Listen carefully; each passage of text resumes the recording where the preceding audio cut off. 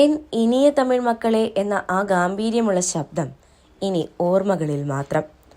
തമിഴ് ചലച്ചിത്ര ലോകത്തെ സ്റ്റുഡിയോകളുടെ കൃത്രിമ വെളിച്ചത്തിൽ നിന്നും ഗ്രാമങ്ങളുടെ പച്ചപ്പിലേക്കും സാധാരണ മനുഷ്യരുടെ ഹൃദയങ്ങളിലേക്കും ഇറക്കി നടത്തിയ ആ വലിയ സംവിധായകൻ ഇയക്കുനർ ഇമയം പി ഭാരതിരാജ വിട പറഞ്ഞിരിക്കുന്നു.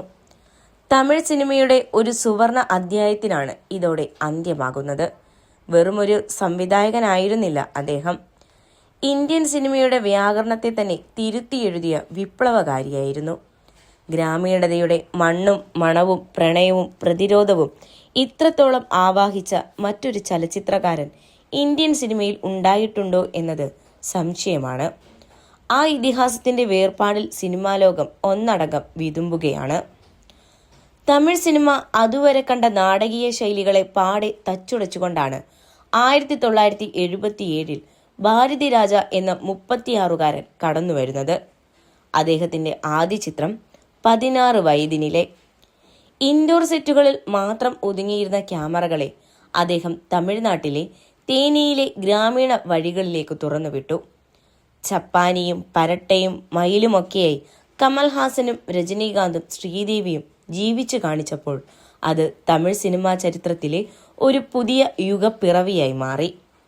സിനിമയിൽ നായികന്മാർക്ക് വെളുത്ത നിറവും തികഞ്ഞ പൗരുഷവും വേണമെന്ന വാർപ്പ് മാതൃകകളെ അദ്ദേഹം തകർത്തു.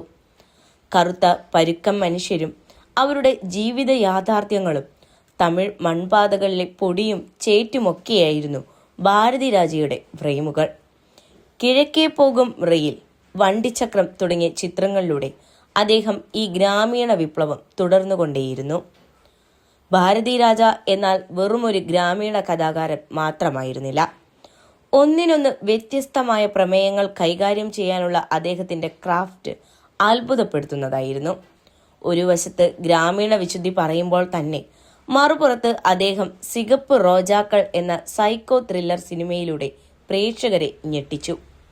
കമൽഹാസനെ ഒരു സൈക്കോ കൊലപാതകിയായി അവതരിപ്പിച്ച ആ ചിത്രം ഇന്നും ഇന്ത്യൻ സിനിമയിലെ മികച്ച ത്രില്ലറുകളിൽ ഒന്നാണ്. പിന്നീട് വന്ന അലൈകൾ ഓയ്വതില്ലേ എന്ന ചിത്രത്തിലൂടെ ജാതിക്കും മതത്തിനും അപ്പുറമുള്ള പ്രണയത്തിന്റെ തീവ്രത അദ്ദേഹം കാട്ടിത്തന്നു. ശിവാജി ഗണേശനും രാധയും തകർത്തഭിനയിച്ച മുതൽ മര്യാദ എന്ന ചിത്രം പ്രായം കുറഞ്ഞ പെൺകുട്ടിയും പ്രായമായ നാട്ടുപ്രമാണിയും തമ്മിലുള്ള ആത്മബന്ധത്തിന്റെ ആഴം മലയാളിക്ക് പോലും മനസ്സിലാകുന്ന തരത്തിൽ ദൃശ്യവൽക്കരിച്ച ഒന്നായിരുന്നു. തമിഴ് സിനിമയിലെ വൻ വൃക്ഷങ്ങളായ എത്രയോ താരങ്ങളുടെയും സാങ്കേതിക പ്രവർത്തകരുടെയും കരിയറിന്റെ തുടക്കം ഭാരതിരാജ എന്ന ഗുരുവിലൂടെയായിരുന്നു. തന്റെ നായികമാരുടെ പേര് ആർ എന്ന അക്ഷരത്തിൽ തുടങ്ങണമെന്ന ശാഠ്യമുണ്ടായിരുന്ന അദ്ദേഹം രാധിക, രാധ, രേവതി, രഞ്ജിനി, രൂപണി തുടങ്ങിയ നിരവധി പ്രതിഭകളെയാണ് സിനിമയ്ക്ക് സമ്മാനിച്ചത്. നായകൻ കാർത്തിക്കിന്റെ അരങ്ങേറ്റവും അദ്ദേഹത്തിന്റെ കൈകളിലൂടെയായിരുന്നു. സംഗീത ലോകത്തെ വിസ്മയങ്ങളായ ഇളയരാജയും ഭാരതിരാജയും തമ്മിലുള്ള കൂട്ടുകെട്ട് ഇന്ത്യൻ സിനിമയിലെ തന്നെ ഏറ്റവും വലിയ വിജയ കൂട്ടുകെട്ടാണ്. ഗ്രാമീണ ദൃശ്യങ്ങൾക്ക് ഇളയരാജ നൽകിയ സംഗീതം സിനിമകളെ അമരമാക്കി. പിന്നീട് കിഴക്ക് ചീമയിലെ എന്ന ചിത്രത്തിലൂടെ AR റഹ്മാൻ എന്ന പ്രതിഭയുടെ സംഗീതത്തെ മറ്റൊരു തലത്തിൽ ഉപയോഗിക്കാനും ഭാരതിരാജയ്ക്ക് കഴിഞ്ഞു. 6 ദേശീയ ചലച്ചിത്ര പുരസ്കാരങ്ങൾ, നിരവധി സംസ്ഥാന പുരസ്കാരങ്ങൾ, ചലച്ചിത്ര ലോകത്തിന് നൽകിയ സമഗ്ര സംഭാവനകൾ മുൻനിർത്തി 2004 രാജ്യം നൽകിയ പത്മശ്രീ ബഹുമതി അംഗീകാരങ്ങൾ ആ കരിയറിനെ തേടിയെത്തിക്കൊണ്ടേയിരുന്നു.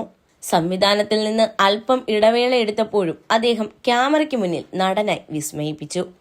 മണിരത്നത്തിന്റെ ആയുധ എഴുത്ത്, ധനുഷിനൊപ്പമുള്ള തിരുച്ചിദംബരം, വിജയ് സേതുപതിയുടെ മഹാരാജ എന്നീ ചിത്രങ്ങളിലെ അദ്ദേഹത്തിന്റെ പ്രകടനം പുതിയ തലമുറയ്ക്കും ഏറെ പ്രിയപ്പെട്ടതായിരുന്നു. മലയാളത്തിൽ മോഹൻലാലിനൊപ്പം അഭിനയിച്ച തുടരും എന്ന ചിത്രത്തിലും അദ്ദേഹം തന്റെ സാന്നിധ്യം അറിയിച്ചു. വ്യക്തിജീവിതത്തിൽ കഴിഞ്ഞ കുറച്ചു കാലമായി വാർദ്ധക്യ സഹജമായ അസുഖങ്ങളോട് പോരാടുകയായിരുന്നു അദ്ദേഹം. മകൻ മനോജ് ഭാരതിരാജയുടെ വേർപാട് അദ്ദേഹത്തെ മാനസികമായി ഏറെ തളർത്തിയിരുന്നു. ഒടുവിൽ ചെന്നൈയിലെ സ്വകാര്യ ആശുപത്രിയിൽ വെച്ച് ആ ഇതിഹാസം തന്റെ മൺവാസന നിറഞ്ഞ ഭൂമിയിലെ ജീവിതത്തോട് വിട പറഞ്ഞിരിക്കുന്നു. ഭാരതിരാജ എന്ന ചലച്ചിത്രകാരൻ വിട പറഞ്ഞിരിക്കാം. പക്ഷേ തമിഴ് സിനിമയുടെ മണ്ണും ആകാശവും ഉള്ളിടത്തോളം കാലം അദ്ദേഹം ക്യാമറയിലൂടെ പകർത്തിയ ഗ്രാമീണ സൗന്ദര്യം ഇവിടുത്തെ പ്രേക്ഷകരുടെ മനസ്സിൽ തങ്ങി നിൽക്കും. ഇന്ത്യൻ സിനിമയുടെ ആ ഇമയ മുദ്രത്തിന് ഒരിക്കൽ കൂടി ആദരാഞ്ജലികൾ. പ്രണാമം.